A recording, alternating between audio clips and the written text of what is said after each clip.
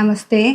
2026 വിഷുഫലം. അത്ത നക്ഷത്രക്കാരെ സംബന്ധിച്ച് കഴിഞ്ഞ വർഷത്തേക്കാൾ ഇത്തിരി കൂടി നല്ലൊരു സമയത്തിലേക്കാണ് നമ്മൾ ഈ ഒരു വർഷം വന്നേക്കുന്നത്. അപ്പോൾ അവർക്ക് കുറേ വിവാഹ കാര്യങ്ങൾ തടസ്സങ്ങൾ ഉണ്ടാവാം, സാമ്പത്തികമായിട്ടുള്ള കാര്യങ്ങൾക്ക് തടസ്സം ഉണ്ടാവാം, അതുപോലെ വീട് പണി അങ്ങനെയുള്ള കാര്യങ്ങൾക്ക് ലോണോ അങ്ങനെയൊക്കെ അപേക്ഷകളൊക്കെ കൊടുക്കുന്നതൊക്കെ തടസ്സത്തിലായിരുന്നുണ്ടാവാം.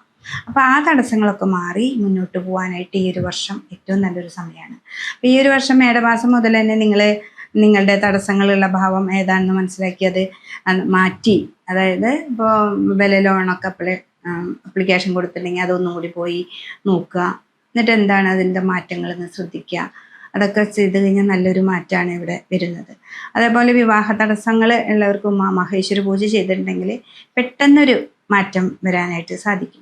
എല്ലാതും പെട്ടെന്നായിരിക്കും ഈ ഒരു വർഷം ഉണ്ടാകുന്നത്. അതേപോലെ ജോലിക്കൊക്കെ അപ്ലൈ ചെയ്തിട്ടും പ്രൊമോഷന് വേണ്ടിയിട്ടാണെങ്കിലും അങ്ങനെയുള്ള കാര്യങ്ങൾക്കൊക്കെ നമ്മൾ നിൽക്കുമ്പോൾ അതിൽ നിന്നൊക്കെ ഒരു നല്ല മാറ്റം വരാനായിട്ട് അത്ത നക്ഷത്രക്കാർക്ക് സാധിക്കും. അപ്പോൾ വിദേശത്തേക്ക് കുട്ടികളൊക്കെ പൈസയൊക്കെ ഇറക്കിയിട്ട് അത് ബ്ലോക്കായി കിടക്കുകയാണ് എന്നൊക്കെ മനസ്സിൽ ഭയങ്കര ടെൻഷനൊക്കെ ആയിട്ട് നടക്കുന്നവർ അവിടേക്കൊന്ന് പോയി അപേക്ഷകളൊക്കെ ഒന്ന് ചെക്ക് ചെയ്ത് നോക്കുകയാണെങ്കിൽ നിങ്ങൾക്ക് അനുകൂലമായിട്ട് റിപ്പോർട്ട് അവിടെ കിട്ടുന്നതാണ്. അപ്പോൾ അത് മനസ്സിലാക്കിക്കൊണ്ട് നമുക്ക് മുന്നോട്ട് പോവുകയാണെങ്കിൽ അത്ത നക്ഷത്രക്കാർക്ക് നല്ലൊരു സമയമാണ്, ഏറ്റവും നല്ലൊരു സമയത്തിലേക്കാണ് പോകുന്നത്.